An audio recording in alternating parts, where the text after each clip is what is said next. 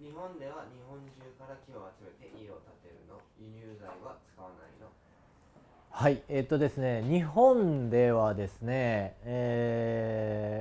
たくさん、植林されててですね、使える木がたくさんあります。で、昔からですね、日本はヒノキと杉と松っていうものを使っています。で、ヒノキはですね、だいたい、この辺から、下で、取れる日本のねヒノキを、利用します。それから杉も、全体で、この辺ですね。杉は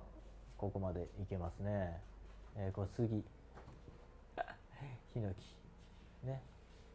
はい、日本中で取れますんで、それを利用していきます。しかしですね、やはり、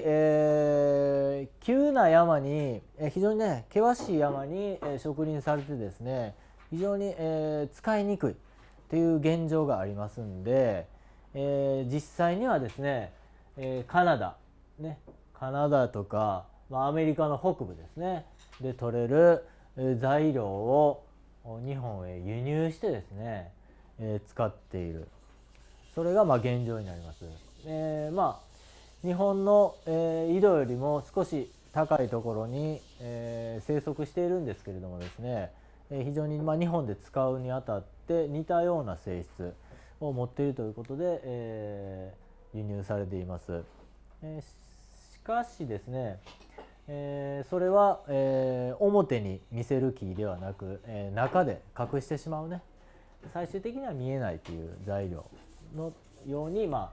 こういう外国の材料を使ってで、表にですね、見えてくる材料は、極力こうヒノキとか杉とか、日本で採れる材料を使って、建物が作られているということになります。